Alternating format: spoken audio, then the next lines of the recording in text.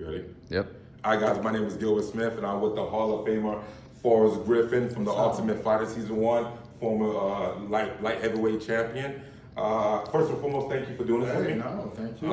I just have a couple of questions. First and foremost, can you tell these guys, what do you do here at the UFC PI? Okay, so I oversee the athlete engagement. What does that mean? It means I make sure that everything we do here, Brett and his team, that it works to make, well, not you, but your son better in the octagon on fight night, and we want to extend his career, right? We want him to have the most productive careers he has. If you think about it, the goals of the Performance Institute are pretty much the same as you guys' goals, right? Yeah. We're trying to, have him perform at his best on fight night as many times as he can, as often as he wants to, having an easier time making weight. Now, how do we do that, right? So how does a technical team, our technical team, talk to guys like you or your team, and how do we communicate what we mean by training load with what your team, with your technical sessions, right? Yeah. So we try to kind of, marry that in, and that's a bit of what I do. And the other thing I do is just the major directives and initiatives. What do we do? Why do we do it? We have X amount of resources. What are the best ways we can use the resources we have to benefit as many UFC fighters and teams as possible? Wow. Okay, that seems like a lot. Okay. So, and yet I said nothing. Right. Great. But actually, I have a personal question, right? Yeah. So, going from being a fighter to like working in corporate, and you, like you say, you're doing PowerPoint presentations, things like that. How was that for you? Like that transition? It was hard. It really? was hard, yeah. For me, it was hard. I mean, I'm blessed. You seem so good at this. I'm still in the sport, so I'm good at this. I'm a good BSer. Yeah. But the actual work takes place in the office with a computer, and it's hard. And you got to keep people. And we have a team in Shanghai, we have a team in Mexico City, and we're all trying to stay on the same page. And we're all trying to work together, and we're trying to develop plans and protocols as a team. And you've got to do that, basically, over computers, not just, and you've got to create. Like, we said a bunch of cool stuff to you today, but that has no legacy, that has no lifespan. Now, we're gonna send you the results, and okay, so what's the best way to frame the results for you? How do we create them? How do we input that test?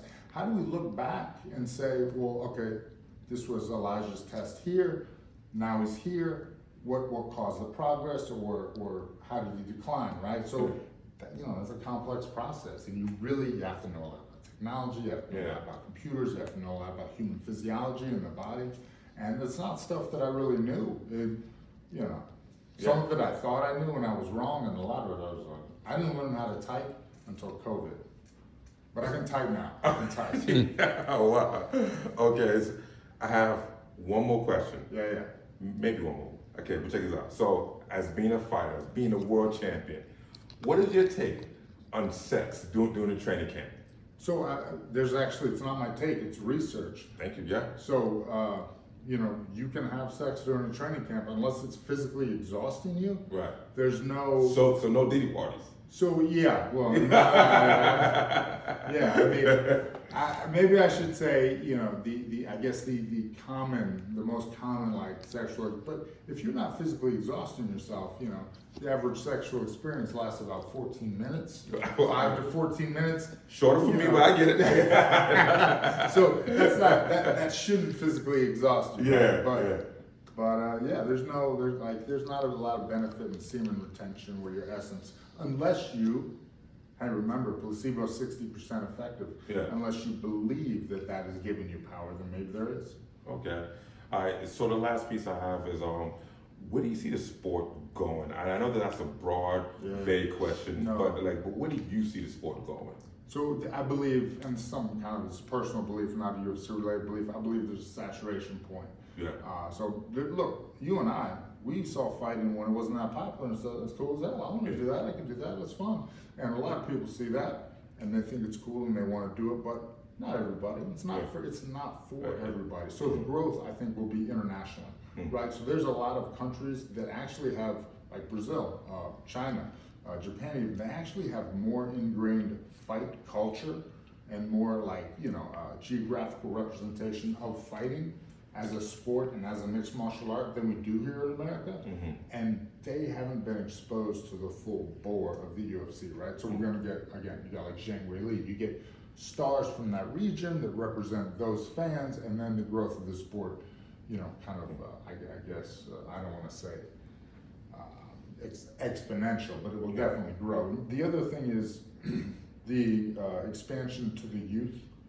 So, do you like football still? Do you still watch football? I actually don't watch football. You watch any sports? Actually, no. Besides fighting. Yeah, me neither. Yeah, Me neither. yeah. I don't care. Yeah. I found fighting, I was like, other sports are kind of dumb. Yeah. But I can still appreciate a 100%. playoff basketball game. 100%. Because I played basketball very poorly 20 years ago. But I still say, that's amazing. You beat Rampage. Yeah, well, you know, it's wrestling season. You know, he wrestled. I tried to split my time between the both. You know, I probably should have wrestled more in retrospect. But yeah, so I think, you know, the more people that train, the more people that exposed to it, the more people have appreciation for what it is. Yeah. I thought pro wrestling was always very dumb.